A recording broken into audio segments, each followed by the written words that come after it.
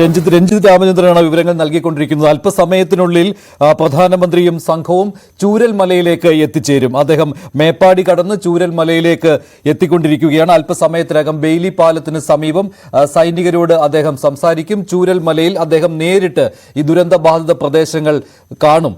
ഇതിനു മുൻപ് ആകാശ നിരീക്ഷണം അദ്ദേഹം നടത്തിയതിന്റെ ദൃശ്യങ്ങളാണ് ഒരു വിൻഡോയിൽ കാണുന്നത്. മറ്റേ വിൻഡോയിൽ കാണുന്നത് മേപ്പാടി കടന്ന് പ്രധാനമന്ത്രിയും സംഘവും ചൂരൽമലയിലേക്ക് പോകുന്ന ദൃശ്യങ്ങളുമാണ്. ഏതാനും നിമിഷങ്ങൾക്കുള്ളിൽ തന്നെ ബെയിലി പാലത്തിന് സമീപം എത്തും. അവിടെ ദുരന്തബാധിത മേഖലകൾ നേരിട്ട് സന്ദർശിച്ചതിന് ശേഷമായിരിക്കും അദ്ദേഹം ആശുപത്രിയിലേക്ക് പോവുകയും അവിടെ ചികിത്സയിലുള്ള ഏതാനും പേരെ സന്ദർശിക്കുകയും ചെയ്യുക. ദുരിതാശ്വാസ ക്യാമ്പിലും പ്രധാനമന്ത്രി സന്ദർശനം നടത്തും. അതിനുശേഷമായിരിക്കും അദ്ദേഹം അവലോകന യോഗത്തിൽ പങ്കെടുക്കുക. 3 മണിക്കൂർ നേരം വയനാട്ടിലെ ദുരന്തബാധിത പ്രദേശങ്ങൾ നിരീക്ഷിക്കുന്നതിന് വേണ്ടി പ്രധാനമന്ത്രി മാറ്റിവെച്ചിരിക്കുകയാണ്. സസൂക്ഷ്മ നിരീക്ഷണമാണ് അദ്ദേഹം നടത്തിയത്. ചീഫ് സെക്രട്ടറി അദ്ദേഹത്തിന് കാര്യങ്ങൾ വിശദീകരിച്ചു കൊടുക്കുകയുണ്ടായി. ഹെലികോപ്റ്ററിൽ വെച്ച് മുഖ്യമന്ത്രി അദ്ദേഹത്തിനോടൊപ്പം ഉണ്ടായിരുന്നു, ഗവർണർ അദ്ദേഹത്തിനോടൊപ്പം ഉണ്ടായിരുന്നു, കേന്ദ്രമന്ത്രി സുരേഷ് ഗോപിയുടെ സാന്നിധ്യവും ഉണ്ടായിരുന്നു. അദ്ദേഹം വിശദമായി തന്നെ നിരീക്ഷണം നടത്തുകയുണ്ടായി.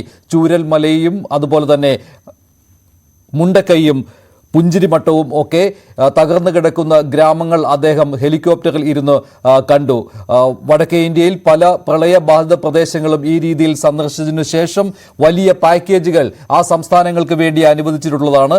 ഇതേ രീതിയിലുള്ള ഒരു പാക്കേജ് കേരളത്തിന് വേണ്ടി കേന്ദ്രത്തിൽ നിന്ന് കിട്ടും എന്നുള്ള പ്രതീക്ഷ തന്നെയാണ് ഇപ്പോഴും ഉള്ളത്. അങ്ങനെ ഒരു പ്രഖ്യാപനത്തിന് വേണ്ടി കേരളം കാത്തിരിക്കുകയാണ്. വയനാടിന്റെ പുനരധിവാസത്തിന് വേണ്ടി അല്പസമയത്തിനകം പ്രധാനമന്ത്രി ദുരന്തബാധിത മേഖലയിൽ എത്തും. ഇപ്പോൾ DM വിംസ് ആശുപത്രിക്ക് സമീപത്ത് നിന്ന് ഡാൻ കുര്യൻ ചേരുന്നു. ഡാൻ, എന്താണ് അവിടെ നിന്ന് നൽകാൻ കഴിയുന്ന ഇപ്പോഴത്തെ വിവരങ്ങൾ?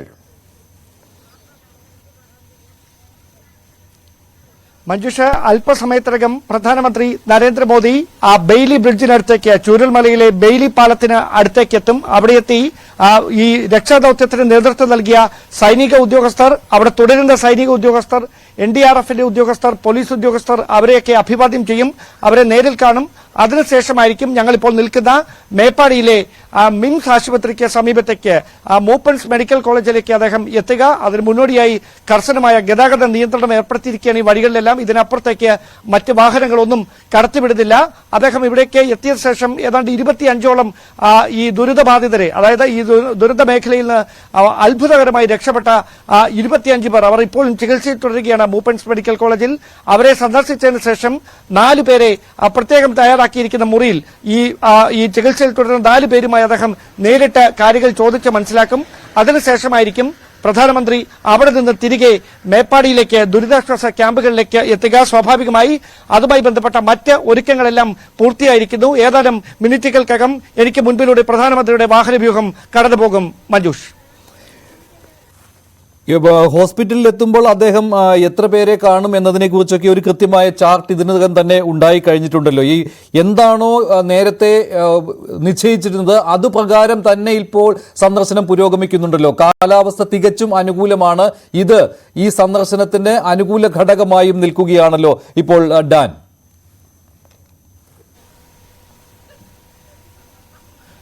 മഞ്ജുഷ്, ചെറിയ ചാറ്റൽ മഴയുണ്ട്. പക്ഷേ അതൊന്നും കാര്യമായി ഈ യാത്രാപഥത്തെ ബാധിച്ചിട്ടില്ല. അതുകൊണ്ട് തന്നെയാണ് അദ്ദേഹത്തിന് കൃത്യമായി 11 മണിക്ക് കണ്ണൂർ വിമാനത്താവളത്തിൽ എത്തിയ ശേഷം MI-17 ഹെലികോപ്റ്ററിൽ, വ്യോമസേനയുടെ പ്രത്യേക ഹെലികോപ്റ്ററിൽ ഇവിടേക്ക് ഈ വ്യോമ നിരീക്ഷണത്തിന് വേണ്ടി കൃത്യസമയത്ത് എത്താൻ കഴിഞ്ഞതും ഈ അപകട മേഖലകളിൽ, ഈ ദുരന്തം ഉണ്ടായ മേഖലകളിൽ പുഞ്ചിരിമട്ടം, അതോടൊപ്പം തന്നെ വെള്ളാർമല, അതോടൊപ്പം മുണ്ടക്കൈ, ചൂരൽമല, ഇതൊക്കെ വ്യോമ നിരീക്ഷണം നടത്തിയതിനു ശേഷമാണ് കൽപ്പറ്റയിലേക്ക് എത്തിയത്. അവിടെ മുഖ്യമന്ത്രിയും ഗവർണർ ഉൾപ്പെടെയുള്ളവർ അദ്ദേഹത്തോടൊപ്പം ഉണ്ടായിരുന്നു. കേന്ദ്രമന്ത്രി സുരേഷ് ഗോപി ഉണ്ടായിരുന്നു. അവർ കൃത്യമായി കാര്യങ്ങൾ വിശദീകരിച്ചിട്ടുണ്ട്. അതിനുശേഷം കൽപ്പറ്റയിലെ SKMJ ഹയർ സെക്കൻഡറി സ്കൂൾ ഗ്രൌണ്ടിൽ പ്രത്യേകം തയ്യാറാക്കിയ ഹെലികോപ്റ്ററിൽ ഇറങ്ങിയതിനു ശേഷമാണ് അവിടെ നിന്ന് റോഡ് മാർഗം ഇപ്പോൾ ബെയിലി ബ്രിഡ്ജിനടുത്തേക്ക് എത്താൻ പോകുന്നത്. അവിടെ ഞാൻ നേരത്തെ സൂചിപ്പിച്ച പോലെ രക്ഷാദൌത്യത്തിന് നേതൃത്വം നൽകിയ 3 സേനാ വിഭാഗങ്ങളുടെ ഉദ്യോഗസ്ഥരുമായി അദ്ദേഹം നേരിട്ട് കൂടിക്കാഴ്ച നടത്തും. അവരെ അഭിവാദ്യം ചെയ്തതിനു ശേഷമായിരിക്കും ഞങ്ങളിപ്പോൾ നിൽക്കുന്ന മേപ്പാടിയിലെ വിംസ് ആശുപത്രിയിലേക്ക് പ്രധാനമന്ത്രി നരേന്ദ്രമോദി എത്തുക. അതിനു മുന്നോടി മുന്നോടിയായി സുരക്ഷാ മുന്നൊരുക്കങ്ങളെല്ലാം പൂർത്തിയായിരിക്കുന്നു. കർശനമായ ഗതാഗത നിയന്ത്രണമടക്കം ഏർപ്പെടുത്തിയിരിക്കുകയാണ് ഈ മേഖലയിൽ. അവിടെ ഈ ദുരന്ത മുഖത്ത് നിന്ന് അത്ഭുതകരമായി രക്ഷപ്പെട്ട ചികിത്സയിൽ തുടരുന്ന രോഗികളുമായി അദ്ദേഹം നേരിട്ട് കൂടിക്കാഴ്ച നടത്തും. അവിടെ നിന്ന് അവരുടെ കാര്യങ്ങൾ ചോദിച്ച് മനസ്സിലാക്കിയതിനു ശേഷമായിരിക്കും പ്രധാനമന്ത്രി ദുരിതാശ്വാസ ക്യാമ്പുകൾ സന്ദർശിക്കുന്നതിന് വേണ്ടി തിരികെ മേപ്പാടിയിലേക്ക് പോവുക. പിന്നീടായിരിക്കും കളക്ടറേറ്റിൽ ഉച്ചയ്ക്ക് ശേഷം നടക്കുന്ന അവലോകന യോഗത്തിൽ പ്രധാനമന്ത്രി പങ്കെടുക്കുക. തുടർന്ന് 3:15 കണ്ണൂരിലേക്ക് മടങ്ങും. കണ്ണൂരിൽ നിന്ന് 3:55 അദ്ദേഹം തിരികെ മടങ്ങുക ഡൽഹിയിലേക്ക്. ശരി, ഡാൻ കുര്യനാണ് വിവരങ്ങൾ നൽകിക്കൊണ്ടിരുന്നത്. പ്രധാനമന്ത്രിയും സംഘവും ഇപ്പോൾ ചൂരൽ മലയിലേക്ക് എത്തിക്കൊണ്ടിരിക്കുകയാണ്. ഏതാനും നിമിഷങ്ങൾക്കുള്ളിൽ തന്നെ അദ്ദേഹം ബെയ്ലി പാലത്തിന് സമീപത്തേക്ക് എത്തും. അതിന്റെ ദൃശ്യങ്ങൾ അല്പസമയത്തിനകം കിട്ടും.